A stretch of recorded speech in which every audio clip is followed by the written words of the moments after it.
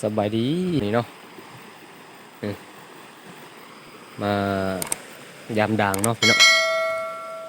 บางคนก็ว่าแยงเนาะ แต่ทางบ้านเฮาว่ายามด่างเนาะหรือว่าแยงก็ได้นั่นแหละ ดักเอานกอยู่พุ่นเนาะไปดักเอานกทางเบิ่งมื้ออัน ว่าสิมานบ่มื้อนี้ ว่าสิมานบ่ว่าสิได้บ่หรือว่าบ่ได้เนาะเพราะว่าตอนใส่เฮาบ่ได้ถ่ายให้พี่น้องเบิ่ง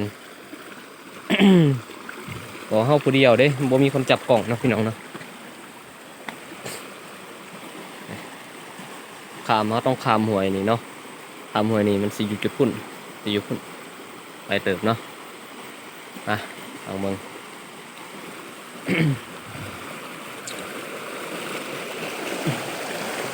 โอ้ยเนาะน้ำก็ขุ่นเลยฝนตกเมื่อคืนนี่เนาะพี่น้องเนาะฝนตกเมื่อคืนนี่น้ำก็เลยขุ่นเนาะอ่าเอาไปเบิ่งว่าสิมานหรือบ่พี่น้องเอ้ย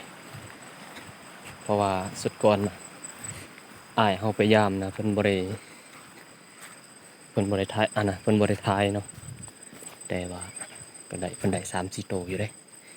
เนาะมาเบิ่งมื้อนี้ว่าเฮาสิมานหรือบ่เนาะ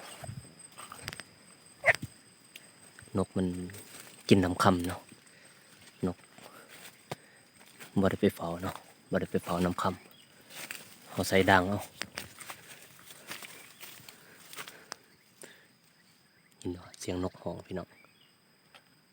นี่เนาะลองมาลุ้นเบิ่งน้ำกันสิมานหรือบ่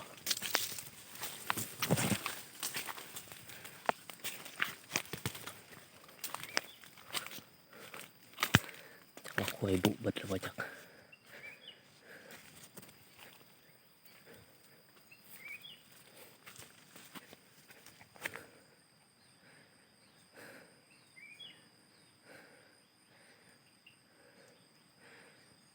เสียงนกฮ้องพี่น้องมันเป็นน้ำค่ำเนาะที่ว่าเฮาใส่ด่างเฮาอยู่ในเห็นบ่นกปลาเหลียวนกฮอนจุกมันสิฮ้องลงมากินน้ำพี่น้อง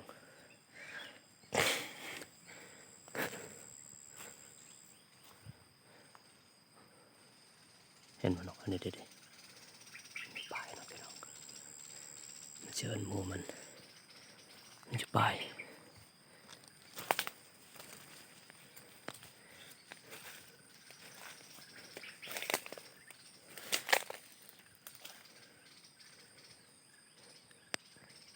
อยู่ถึงนกเนาะ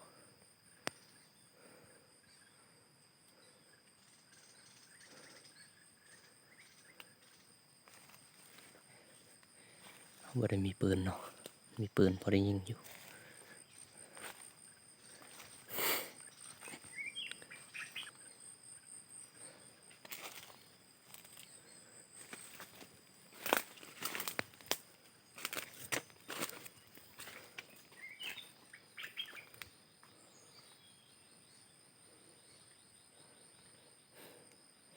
นี่นกมันมากินน้ำค่ำอันนี้เนาะ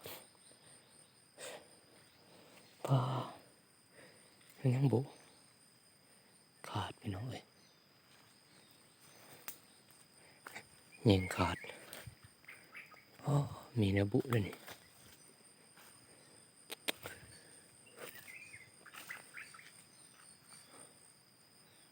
อ๋อแยงขาดหมดพี่น้อง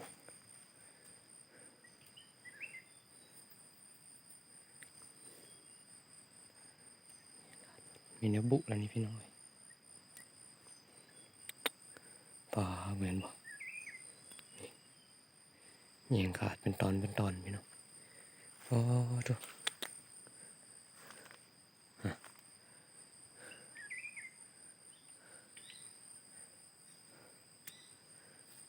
นกมันสิมากินน้ำค่ำอันนี้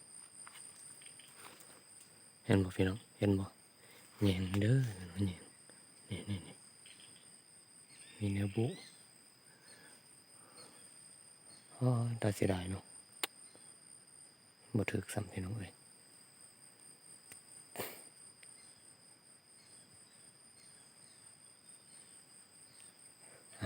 ก็มื้อนี้ EP นี้ก็ซ้ำนี้เนาะพี่น้องเนาะบ่มานมื้อนี้บ่ได้มื้อนี้บ่ได้มื้อนี้ มันมีแนวบุแยงเนาะขาดเบิดพี่น้องเด้โอ้บ่ได้ซ้ำเนาะมื้อนี้บ่มานมื้อนี้ฝากกดไลค์กดแชร์กดติดตามกันเด้อพี่น้องเอ้ยเพื่อเป็นกำลังใจเนาะในการเฮาไปใส่อีกมื้อหน้าเนาะไปใส่มื้อหน้าเฮาสิอัดคลิปให้เบิ่งเนาะพี่น้องเนาะเนาะมื้อนี้ซ้ำนี้ก่อนเนาะพี่น้องเนาะถ้ามีปืนสิได้อยู่เนาะนกเห็นบ่นกกระเรียวหันจุกอยู่เทิงบ่อยู่ปลายไม้เห็นบ่เนาะ